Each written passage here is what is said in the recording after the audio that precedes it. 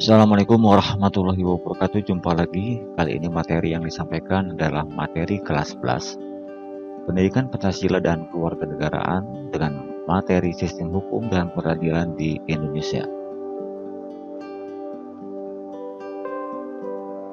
Tujuan pembelajaran untuk kali ini adalah mensyukuri nilai-nilai dalam sistem hukum dan peradilan di Indonesia, kemudian menunjukkan sikap disiplin terhadap aturan sebagai cerminan sistem hukum dan peradilan di Indonesia.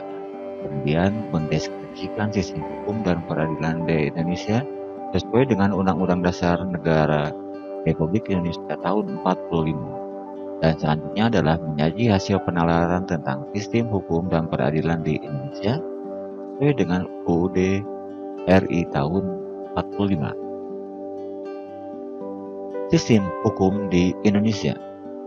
1. Makna dan karakteristik hukum.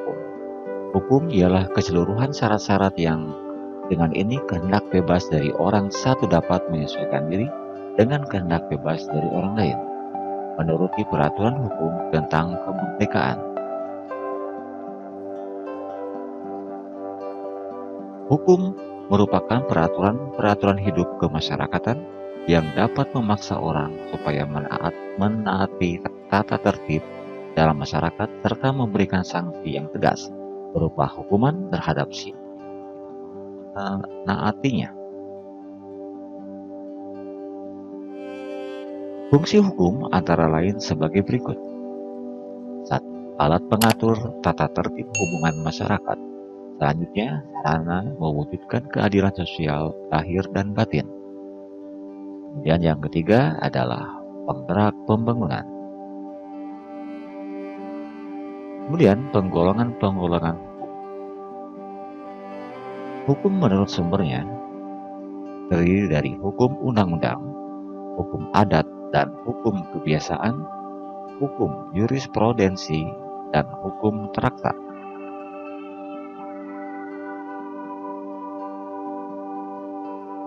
Bagaimana menurut bentuknya? Hukum terbagi menjadi hukum tertulis dan hukum tidak tertulis.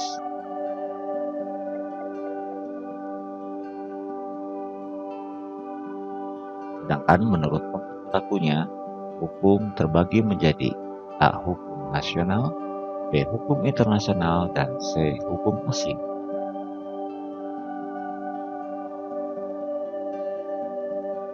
Sedangkan menurut waktu berlakunya, hukum terbagi menjadi ius constitutum atau hukum positif tidak berlaku sekarang, atau ius constituendum atau hukum negatif atau hukum yang akan berlaku di masa yang akan datang, dan hukum universal, hukum asasi, atau hukum alam.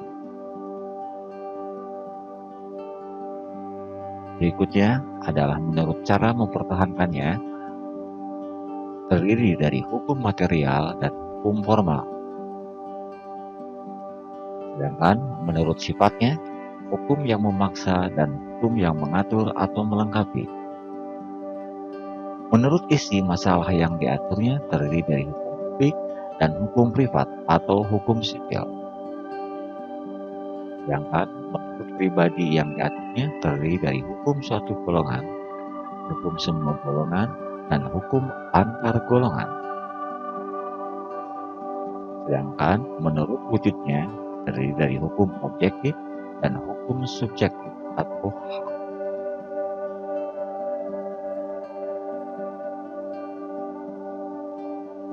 Adapun tujuan hukum antara lain sebagai berikut. 1.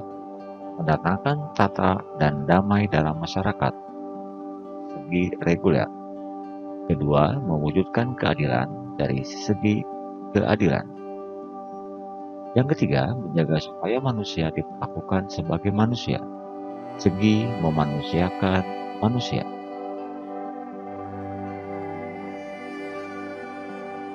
Berikut ini adalah fungsi hukum antara lain sebagai berikut. 1. Alat pengatur tata tertib hubungan masyarakat. Yang kedua, sarana mewujudkan keadilan sosial lahir dan batin. Kemudian fungsi hukum yang ketiga adalah sebagai penggerak pembangunan.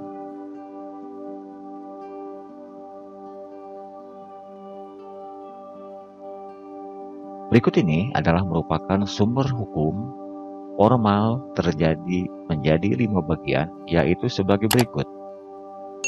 A. Undang-undang atau statuta. B. Hukum tidak tertulis atau kebiasaan. C. Keputusan hakim atau jurisprudensi. D. Traktat. E. Dokumen.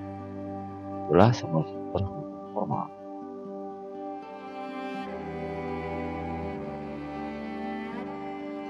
Sebagai sebuah negara yang merdeka, Negara Kesatuan Republik Indonesia memiliki tata hukum sendiri. Meski Indonesia merdeka, tata hukum Indonesia belum sepenuhnya dapat mengatur kehidupan berbangsa dan bernegara masyarakat Indonesia.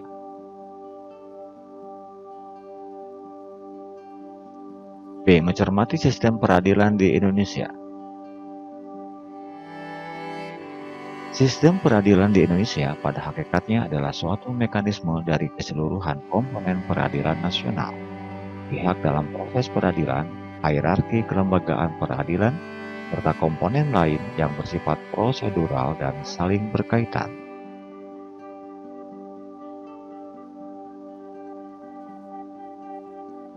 Sistem peradilan di Indonesia didasarkan pada Pancasila, terutama sila kelima yang kemudian diturunkan ke dalam UUD Negara Republik Indonesia tahun 1945 pasal 24.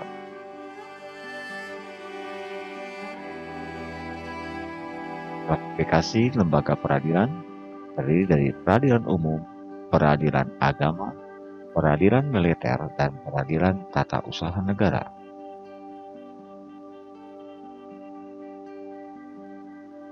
Perangkat lembaga-lembaga peradilan terdiri dari Mahkamah Agung adalah pengadilan negara tertinggi dari semua lingkungan peradilan. Dalam melaksanakan tugasnya, Mahkamah Agung terlepas dari pengaruh pemerintah dan pengaruh-pengaruh yang lain.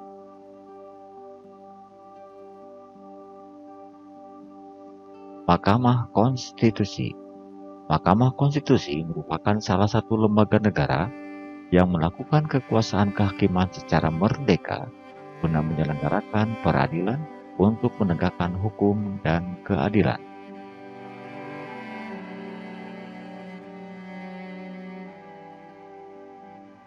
Komisi Yudisial. Komisi Yudisial berkedudukan di Ibu Kota Negara Republik Indonesia. Komisi Yudisial bersifat mandiri dan dalam pelaksanaan kewenangannya bebas dari campur tangan atau pengaruh kekuasaan lain.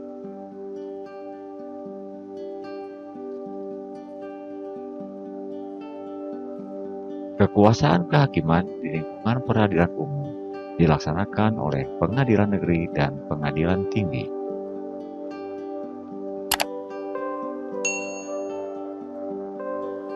Kekuasaan kehakiman di lingkungan peradilan agama dilaksanakan oleh pengadilan agama dan pengadilan tinggi agama.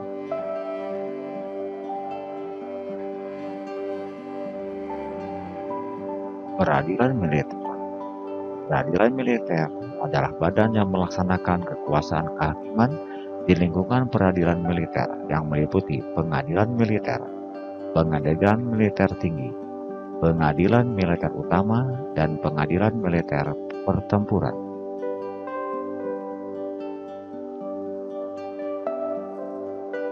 Peradilan Tata Usaha Negara. Peradilan Tata Usaha Negara adalah salah satu pelaku kekuasaan kehakiman bagi rakyat pencari keadilan terhadap sengketa tata usaha negara.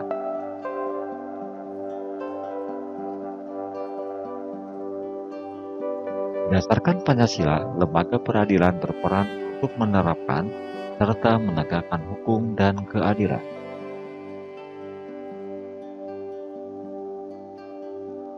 C. Menampilkan sikap yang sesuai dengan hukum.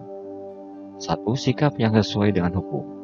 Kepatuhan hukum mengandung arti bahwa seseorang memiliki kesadaran untuk 1. Memahami peraturan perundang-undangan yang berlaku. 2. Mempertahankan tertib hukum yang ada. Dan yang ketiga adalah menegakkan kepastian hukum.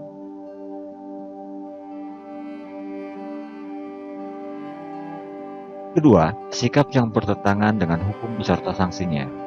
Dapatkah kamu memberikan contoh yang sikap yang sesuai dengan ketentuan hukum di lingkungan keluarga, sekolah, masyarakat, dan negara?